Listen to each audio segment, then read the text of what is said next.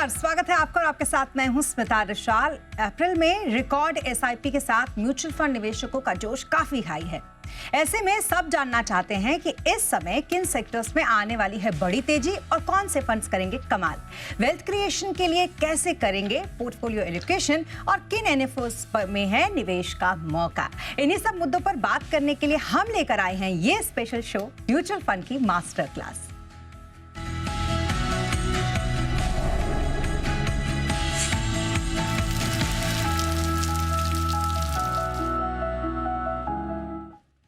तो mutual fund के जरिए वेल्थ क्रिएशन के गुरु मंत्र बताने के लिए हमारे साथ हैं जी बिजनेस के managing editor Anil Singhvi. Anil sir, बहुत स्वागत है आपका and thank you so much हमारे साथ इस शो पर दर्शकों को गाइड करने के लिए। सबसे पहले तो ये बताइए, मार्केट में वॉलेटिलिटी हमने देखी, उतार चढ़ाव देखा, लेकिन इन सब के बीच में निवेशकों का भरोसा जो एसआईपी से निवेश करते हैं, काफी जोश हाई दिख रहा है सर। बिल्कुल, म्यूचुअल फंड इंडस्ट्री के लिए तो बहुत ही गोल्डन समय चल रहा है। लगातार पैसे आ रहे हैं। इंडस्ट्री का AUM 70 लाख करोड़ के पार पहुंच चुका है। जो खास तौर से अप्रैल के महीने के आंकड़े आए एसआईपी के, वो बहुत मजबूत है। पहली बार हम 26,000 करोड़ के पार पहुंचे हैं। 3-4 महीनों तक थोड़े सुस्ती वाले आंकड़े दिखे, लेकिन वापस से ये आंकड़े रफ्तार पकड़ते हुए दिख रहे हैं। एसआईपी का AUM जो सारे लोग मिलकर एसआईपी कर रहे हैं वो 14 लाख करोड़ के आसपास पहुंच चुका है, जो कि एक साइजेबल बड़ा अमाउंट है। 2 महीने तक थोड़ा सा एसआईपी का फ्लो हल्का सा रुका था, ऐसा कोई नेगेटिव नहीं हुआ, ख़राब नहीं हुआ, थोड़ी सी ग्रोथ कम होती हुई दिखी, लेकिन अब ये फिर से बढ़ता हुआ दिख रहा है। और एसआईपी के जो अकाउंट है, number of account 8 crore 38 lakh पहुंच चुके हैं। इतनी एसआईपी इस वक्त चल रही है और 46 लाख नई एसआईपी ऑलरेडी अप्रैल के महीने में जुड़ी है। इससे आप अंदाज़ा लगा सकते हैं कि भाई एसआईपी का जोश तो बिल्कुल हाई है। और एसआईपी करने वाले निवेशक ये जानते हैं बाजार ऊपर हो या नीचे, हमें हमारा पैसा लगाना है। बिल्कुल, लेकिन फिर भी इस बार कोई खास ट्रेंड जो आपने देखा हो? है, ट्रेंड है, कुछ इंटरेस्टिंग चीज़ें हैं, 2-3 वो जो समझने लायक है। पहली चीज़ तो ये कि पहली बार म्यूचुअल फंड इंडस्ट्री का एसेट अंडर मैनेजमेंट AUM जिसे हम बोलते हैं 70 लाख करोड़। और मैं कई बार बोलता हूँ जो लोग बड़े धार्मिक होते हैं ओम ओम का जप करते हैं, और म्यूचुअल फंड इंडस्ट्री भी ओम का ही जप करती है। AUM को अगर आप उच्चारण तो शायद वही निकले, वो भी चाहते हैं कि हमारा AUM बढ़ता रहे। 6.5% की बढ़त हुई है साल महीने दर महीने इसमें। और इक्विटी म्यूचुअल फंड में जो पैसे हैं वो 30 लाख करोड़ से ज़्यादा के हो चुके हैं, यानी कि इतना पैसा घरेलू फंड्स के जरिए इक्विटी मार्केट में आ चुका है। डेट फंड का 17.5 लाख करोड़ का आसपास का है। हाइब्रिड फंड 9 लाख करोड़ के आसपास के हैं।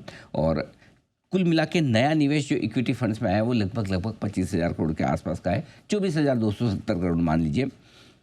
अगर इक्विटी फंड्स में ओवरऑल निवेश देखें, देखिए एक तरफ एसआईपी है जहां बढ़िया 26,000 करोड़ के आसपास का है, लेकिन नेट देखें तो इक्विटी फंड में 24,270 करोड़ का ही आंकड़ा है, जो कि पिछले 4-5 महीनों में सबसे कम निवेश है। निकला नहीं है, देखिए दोनों में फ़र्क है, एक पैसा निकलता है और एक पैसा कम आता है। तो 4-5 महीनों में थोड़ा सा कम आया, कोई खास बड़ी बात नहीं, फिर भी 24,000 करोड़ काफ़ी ज़्यादा होता है। डेट में 2 लाख करोड़ से ज़्यादा के पैसे आए हैं। हाइब्रिड फंड में 14,000 करोड़ आया, छोटा अमाउंट है।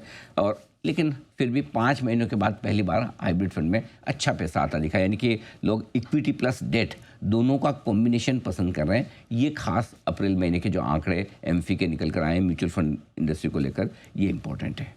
बिल्कुल, लेकिन एक और चीज़ जो बहुत इंपॉर्टेंट थी सर, वो हमने ये देखी कि म्यूचुअल फंड के निवेशक पूरे जोश के साथ निवेश कर रहे थे, लेकिन पिछले कुछ महीनों से जो एग्जिट थे एसआईपीज के वो भी हो रहे थे। बिल्कुल, स्पेशली अप्रैल के महीने में तो ये बहुत ही ज़्यादा बढ़ गए, तो ये थोड़ी सी टेंशन की बात। हाँ, थोड़े इन्वेस्टर्स हैं जो एसआईपी रोक रहे हैं। और अप्रैल के महीने में एसआईपी स्टॉपेज रेशियो होता है। स्टॉपेज रेशियो का मतलब कि कितनी नई एसआईपी खुली है उसके सामने कितनी एसआईपी बंद हुई है। सो सपोज 100 एसआईपी नई खुली है, उसके सामने 400 बंद हुई, तो एसआईपी स्टॉपेज रेशियो आपका ज़्यादा हो जाएगा, ज़्यादा हो गया 300%। ये 300% पर पहुँच चुका है। हुआ कैसे, देखिए पूरे अप्रैल के महीने में अभी हमने जैसा बताया 46 लाख नई एसआईपी खुली है, 46 लाख, ठीक है, लेकिन सामने 1 करोड़ 36 लाख एसआईपी बंद हुई है। अब 1 करोड़ 36 लाख बंद हुई तो 2 वजह से बंद होती है। या तो आपने एसआईपी 1 साल, 3 साल, 5 साल, 2 साल, जो भी पीरियड आपने डिसाइड किया था उस पीरियड के लिए आपने एसआईपी शुरू की हो। आप इंस्ट्रक्शन देते हैं कि मेरा एसआईपी इतने समय तक चलता रहेगा, आपके डायरेक्ट डेबिट हो जाता है एक तरह से, वो वाली सारी फैसिलिटी है, राइट। सो या तो आपका समय पूरा हो गया तो अपने आप एसआईपी बंद हो जाएगी, या दूसरा ये कि एसआईपी आपकी मैच्योर हो गई और आप रिडम्पशन करें, या तो समय पूरा हो जाए या आप एसआईपी से पैसा निकालें। 2 ही वजह से एसआईपी बंद होती है, राइट। हुआ कैसे, देखिए जनवरी के महीने में स्टॉपेज रेशियो 109% था, फरवरी में 122, मार्च में 128 और अब लगभग 300%, 297%। तो काफ़ी इसमें कोई डाउट नहीं कि अप्रैल के महीने में SIP काफ़ी बंद भी हुई है, कुछ मैच्योर हो गई और कुछ बंद की गई। ये रीजंस रहे होंगे इसके पीछे के।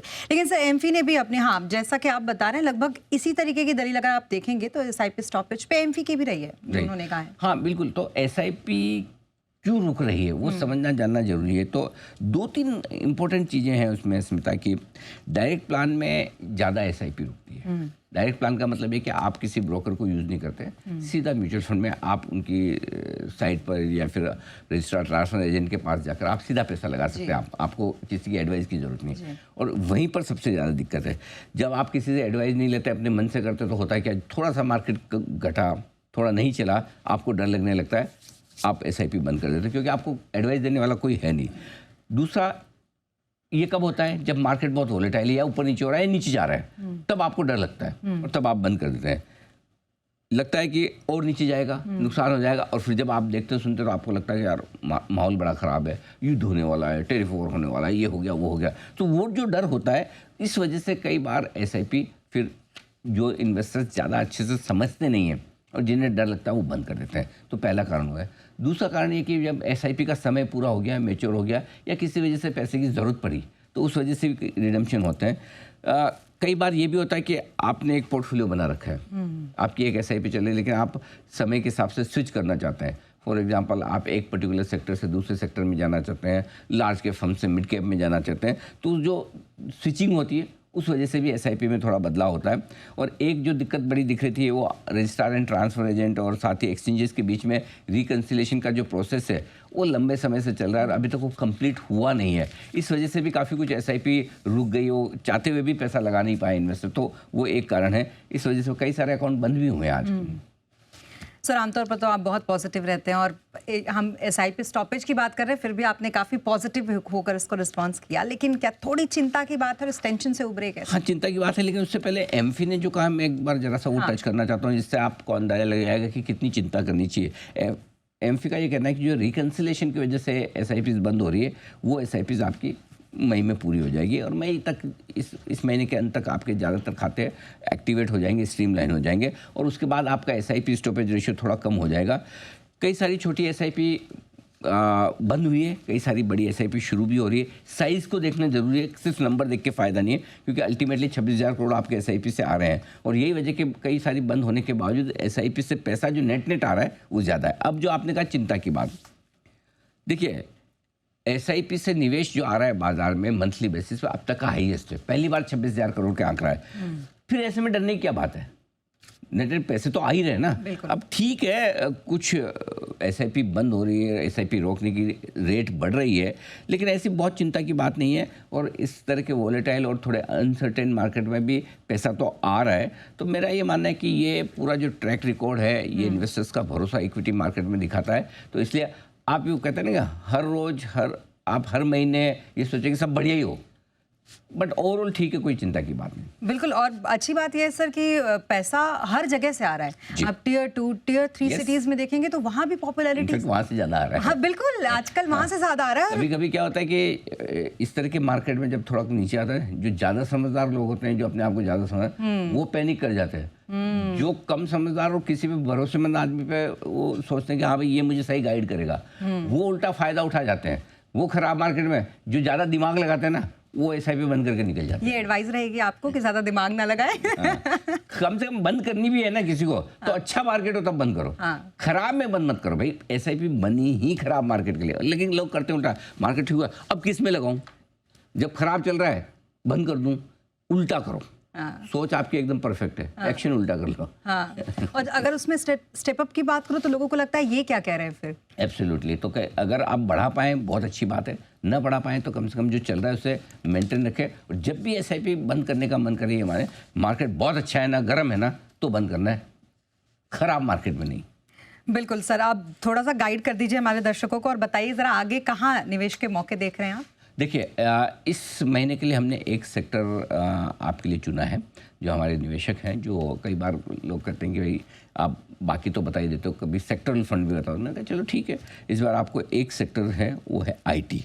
टैरिफ वॉर की वजह से आईटी शेयरों की पिटाई हुई थी, लेकिन एक के बाद अब टैरिफ पर डील्स होने शुरू हो चुकी है। ब्रिटेन की हो गई, चाइना के साथ बात चल रही है, हमारी भी हो जाएगी। तो अमेरिका के जो मंदी में जाने का डर था, 2 महीने पहले रिसेशन का डर लग रहा था सबको, अब वो निकल गया। तो ऐसे में भारतीय आईटी कंपनियां जो अमेरिका में कारोबार करती हैं, उनके कारोबार पर ज़्यादा असर पड़ेगा नहीं। तिमाही नतीजे भी आईटी कंपनियों के ठीक रहे, गाइडेंस कोई खास खराब किसी का है नहीं। डिविडेंड यील्ड बहुत बढ़िया है आईटी शेयरों का, अभी भी 4-4.5% के आसपास डिविडेंड यील्ड है। 6% के आसपास डिविडेंड यील्ड आती तो बड़े आकर्षक हो जाते हैं, बड़ा पैसा कमा रहे हैं। ऐसे में बेस्ट है कि आप आईटी म्यूचुअल फंड्स में आप एसआईपी करें, मंथली एसआईपी कर लीजिए। 1 से 3 साल के व्यू से आप आईटी म्यूचुअल फंड में एसआईपी कीजिए। इसमें एक बड़ा फ़ायदा और है स्मिता, वो ये कि जब आप आईटी फंड में एसआईपी करते हैं तो आपको 2 तरह का एक्सपोजर और मिलता है। एक तो आईटी कंपनियां तो जो हैं वहीं हैं, कई सारे डिजिटल फंड हैं, उसमें आईटी और डिजिटल फंड, उनमें न्यू एज ई कॉमर्स कंपनियां भी है, कोई डिलीवरी हो गया, कोई जोमेटो हो गया, कोई स्विगी टाइप के, तो आपको एक बड़ा बुके वो मिल जाता है जो हाई ग्रोथ वाली कंपनियां। दूसरा, कुछ फंड ऐसे हैं जिन्होंने विदेशी आईटी स्टॉक्स में भी पैसा डाल रखा है, तो ग्लोबल लेवल पर भी अगर आपको माइक्रोसॉफ्ट चाहिए, गूगल चाहिए, तो वो आपको एक्सपोजर मिल जाता है। तो ये फ़ायदा। और कौन से फंड मुझे पसंद है आईटी स्पेस में, 3 फंड मैं आपको सजेस्ट करता हूँ। आप चाहे तो तीनों में एसआईपी करें या आप अपनी पसंद से चुन लें। SBI technology opportunities fund, Tata digital India fund और आदित्य बिरला सन लाइफ डिजिटल इंडिया फंड, इन 3 में आप एसआईपी करने का सोच सकते हैं। जी हाँ, तो ये है आईटी सेक्टर्स के वो फंड्स जिसमें आप एसआईपी करने का सोच सकते हैं। अनिल सर की राय। और अब वक्त हो गया है फंड ऑफ द मंथ का।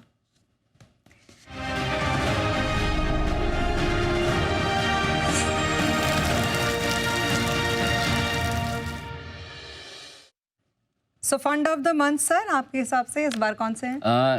फ्लेक्सी कैप फंड सबसे पहले ये रहेगा, क्योंकि फ्लेक्सी कैप फंड की सबसे बड़ी खासियत ये कि इनमें तीनों में होता है इन्वेस्टमेंट। लार्ज कैप भी होगा, मिड कैप भी होगा, स्मॉल कैप भी होगा, राइट। लेकिन इसमें वो लिमिट फिक्स नहीं है। मल्टी कैप फंड में कैसे लिमिट फिक्स है, 25% तीनों में होना चाहिए। यहाँ पर लिमिट फिक्स नहीं, यहाँ पर फंड मैनेजर के दिमाग से काम होता है। अगर उसको लगता है कि मुझे लार्ज कैप में एक्सपोजर बढ़ाना है, मार्केट अच्छा गया, लार्ज कैप करके स्मॉल कैप मिड कैप में बढ़ाना है, तो उसको वो चॉइस है, उसके पास ऑप्शन है और वो अपनी मर्जी से घटा बढ़ा सकता है। इक्विटी में मिनिमम 65% तो उनको रखना ही रखना है। इसमें फ़ायदा है कि आपको एक तरह से पोर्टफोलियो का डाइवर्सिफिकेशन तो मिल ही जाता है और साथ ही फंड मैनेजर की एक्सपर्टाइज। तो जिस फंड मैनेजर पे आपको भरोसा हो कि भाई ये फंड मैनेजर ऐसा है ना, ये मार्केट की टाइमिंग एकदम परफेक्ट करता है, कब लार्ज कैप में जाना है, कब मिड कैप में जाना है, तो इस तरह के जो फंड है वो फ्लेक्सी कैप फंड आपके लिए बहुत काम कर सकता है। सबसे बड़ी बात फ्लेक्सी कैप फंड में पैसा लगाने का ये फ़ायदा है कि आपको ये नहीं सोचना पड़ता कि अभी कौन सा किस तरह के शेयर चल रहे हैं, वो दिमाग फंड मैनेजर अपने आप लगा लेगा। तो 3 फंड ऐसे हैं जो मुझे इसमें पसंद है और मेरा ऑल टाइम फेवरेट एक तो पराग पारिक फ्लेक्सी कैप फंड है ही, जो 1 लाख करोड़ के आसपास का AUM इसका पहुंच चुका है, वन ऑफ द बेस्ट है। HDFC flexi cap fund 75,000 crore के आसपास का है, कोटक 50,000 करोड़ के आसपास का है। तो तीनों फंड हैं अच्छे हैं, आपको जो पसंद आए। इसके अलावा भी कुछ लोग छोटे AUM के फंड भी पसंद करते हैं, तो कई सारे छोटे AUM के फंड है, कोई इन्वेस्को हो गया, कोई मेरे हो गया, कोई हेलियोस हो गया, ये भी अच्छे फंड है। तो आप जिस फंड मैनेजर में, इसमें आपको देखना ये आपको फंड मैनेजर पसंद आना चाहिए, तो उसका फंड मैनेजर अगर आपको पसंद है, इनमें पैसा आप लगा सकते हैं। जी, और फ्लेक्सी के अलावा सर मल्टी एसेट एलोकेशन? बिल्कुल, मल्टी एसेट एलोकेशन जैसा आपको पता ही कि मेरा ऑल टाइम फेवरेट फंड है और उसका एक रीज़न भी है स्मिता। उसमें क्या होता है कि कई बार है ना, हमें पता ही नहीं होता है हमें कौन सी चीज़ कितनी खरीदनी, ठीक है। आमतौर पर क्या है, आपको ऐसे लोग मिलेंगे वो कहेंगे कि मैं 100% पैसा, मेरा तो सारा इक्विटी में, और कुछ ये बोले मैं तो हाथ ही नहीं लगाता है शेयर को, जुआ है, सट्टा है, मुझे तो लगाना ही नहीं। तो दोनों तरह के लोग मिलेंगे आपको, जो सारा उधर ही डाल रहे हैं और कुछ ऐसे मिलेंगे जो बिल्कुल नहीं डालते हैं, और जो डाल रहे हैं वो सारी की सारी ट्रेडिंग कर रहे हैं। दोनों तरह के गलत है। सारा पैसा आप इक्विटी में डालते हो वो भी गलत है और बिल्कुल नहीं डालते वो भी गलत है, क्योंकि नहीं तो आप बना नहीं पाएंगे। तो अब कितना डालें, अभी कितना डालेगा जवाब कहाँ से आएगा, ये इस मल्टी एसेट एलोकेशन फंड में आएगा। इसमें क्या है, मिनिमम 3 एसेट क्लास में पैसा लगाते हैं। तो 3 एसेट क्लास में क्या हो गया, एक तो इक्विटी हो गई, दूसरा आपका फिक्स इनकम हो गया और तीसरा गोल्ड हो गया, ठीक है। तो अब आपको कहीं भी किसी में भी तेजी बने फायदा हो जाता है, अगर मंदी भी हो तो कोई कोई आपको बचा लेता है। पीछे गोल्ड में इतनी तेजी, एग्जैक्टली, इक्विटी मार्केट घटा तो गोल्ड बढ़ गया, तो आपके रिटर्न थोड़े बेहतर हो जाते हैं। डेट में तेजी बन रही है तो डेट आपको सपोर्ट दे देगा। सो इसमें सिस्टम ऐसा है कि मिनिमम 65% पैसा इक्विटी में रखना जरूरी है, तो ये आपको इक्विटी फंड का टैक्सेशन बेनिफिट मिलता है। तो अगर आप बजाय इसके कि मैं कितना गोल्ड ले लूँ कितनी एफडी या डिपॉजिट्स में या कोई बॉन्ड फंड लूँ, बेहतर है आप मल्टी एसेट एलोकेशन फंड ले लो। तीनों का एक्सपोजर मिल जाएगा। नंबर 1, टैक्स बेनिफिट आपको इक्विटी के मिलेंगे और आपको टेंशन लेने की जरूरत नहीं मैं कितना कितना पैसा किस में लगाऊं। सो अगर सिर्फ इक्विटी में लगाना है फ्लेक्सी कैप फंड है, अगर आपको सारी एसेट क्लास में लगाना है तो मल्टी एसेट एलोकेशन फंड, और इसमें कुछ फंड जो अच्छे हैं जो आप कंसिडर कर सकते हैं। ICICI Pru multi asset allocation fund, SBI multi asset और UTI मल्टी एसेट। अब मैं कुछ फंड आपको दे रहा हूँ, इसका मतलब नहीं कि बाकी फंड अच्छे नहीं है ये मत समझिएगा। फंड मोर और लेस बहुत ज़्यादा फर्क नहीं है किसी भी एक फंड, वो फंड में की स्ट्रेटेजी की वजह से थोड़े रिटर्न कम ज़्यादा हो जाते हैं। सो फंड ज़्यादातर अच्छे हैं, आप अपना थोड़ा सा स्टडी कर लें। सिर्फ एक वजह से कोई भी फंड में पैसा ना लगाएं कि पिछले 1 साल में इसने बहुत कमाई करके दी है तो ये आगे। कई बार ऐसा होता है जो पिछले 1 या 2 साल में ज़्यादा कमाई करने वाले फंड है वो अगले 1-2 साल में थोड़े ठंडे हो जाते हैं। तो आप ये देख के लगाएं, बट अदरवाइज ये कुछ फंड है जो आप कंसिडर कर सकते हैं।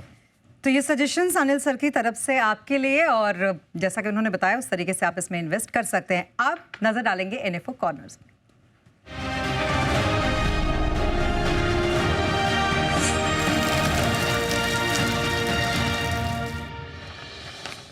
तो सर NFO, और कौन कौन से वो NFO हैं जिस पर अभी नजर रखनी चाहिए? पहला NFO है Canara Robeco multi asset allocation.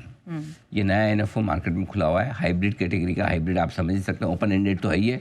Hybrid मतलब 3 तरह के एसेट्स हैं इसमें, वही इक्विटी, फिक्स इनकम और साथ ही गोल्ड।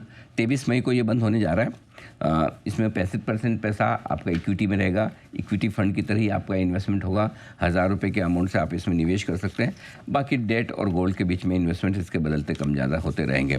और इसीलिए मैंने कहा ना कि मल्टी एसेट एलोकेशन फंड्स हमें पसंद आते हैं। उसका NFO खुला है, चाहे तो आप एग्जिस्टिंग फंड में डाल सकते हैं, चाहे अगर आपको लगता है कि मुझे नए फंड ऑफर, बहुत लोगों को रहता है ना 10 रुपये में मिल रहा है, NAV में मिल रहा है, हालांकि उसका कोई मतलब नहीं है। कोई NAV से आप जिस दिन पैसा लगा रहे हो उस दिन की प्राइस पे आपकी इन्वेस्टमेंट होती है। सो इसलिए NAV के लिहाज से कभी ये मत सोचे कि जिसकी NAV ज़्यादा वो महंगा है, जिसकी NAV कम है वो सस्ता है। ठीक जैसे मार्केट में लोग सोचते हैं जिसका शेयर ज़्यादा का भाव ज़्यादा है वो महंगा है, जिसका सस्ता है वो ऐसा नहीं है। सो फिर भी ये एक NFO है जिसमें आप कंसिडर कर सकते हैं अगर आप मल्टी एसेट एलोकेशन फंड लगाना है। एक बड़ा इंटरेस्टिंग NFO स्मिता मार्केट में खुला है, ICICI प्रूडेंशियल क्वालिटी फंड। ठीक है, ये भी ओपन एंडेड फंड है। जिस सेक्टोरल फंड की तरह एक तरह से आप इसे ट्रीट कर सकते हैं। थीमेटिक फंड में समझाऊंगा क्या है क्या नहीं। 20 मई तक ये खुला हुआ है। 5000 रुपये के साथ आप इसमें निवेश कर सकते हैं। 80 से 100% तक इक्विटी में जाएगा, बाकी 20% डेट वगैरह में रह सकता है। क्या है क्वालिटी फंड और क्या है ये क्वालिटी इन्वेस्टिंग करता है। अब क्वालिटी इन्वेस्टिंग क्या होती है, क्योंकि आपने वैल्यू इन्वेस्टिंग सुनी है, ग्रोथ इन्वेस्टिंग सुनी है, ये इन दोनों का मिक्स है। क्वालिटी इन्वेस्टिंग आजकल बड़ी पॉपुलर हो रही है। क्वालिटी इन्वेस्टिंग में क्या होता है, ऐसी कंपनियों में ये पैसा लगाते हैं जिनकी कमाई, मुनाफा, प्रॉफिट लगातार रेगुलरली आता रहे। क्वालिटी अर्निंग मतलब कमाई स्टेबल होनी चाहिए, कहीं कोई झटके नहीं कि कभी प्रॉफिट आ गया कभी लॉस आ गया, ऐसा नहीं। पहला।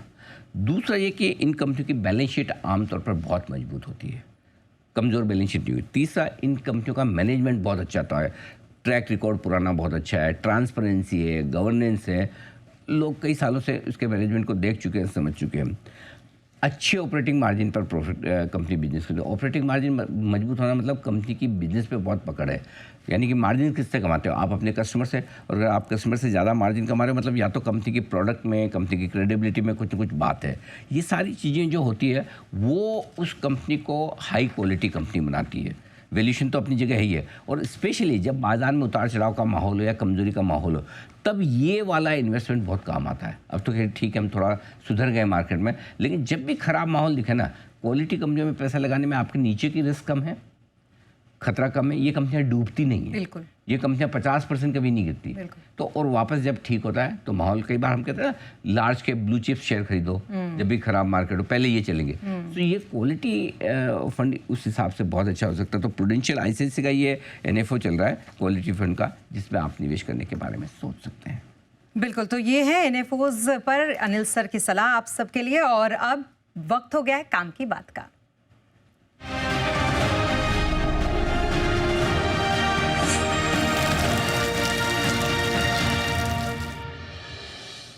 और ये सबसे इम्पोर्टेंट होता है हमारे पूरे शो में, जो हम सबसे आखिर में बात करते हैं। सर, काम की बात आपकी तरफ से। देखिए, आमतौर पर आप अपने स्पाउस को दो ही तरीके से खुश कर सकते हैं, स्पेशली ये पुरुषों के लिए।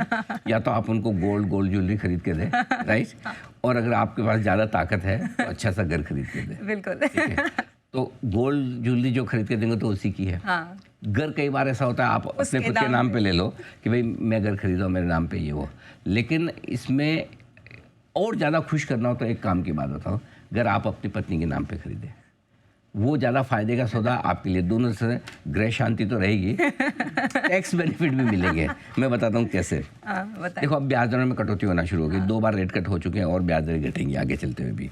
और अगर इस ब्याज दरों की कटौती का फ़ायदा और टैक्स छूट का फ़ायदा आप उठाना चाहते हैं तो आपके लिए बेहतर है कि आप जो भी घर खरीदने जा रहे हैं वो अपनी पत्नी के नाम पे लें। 2-3 कारण हैं।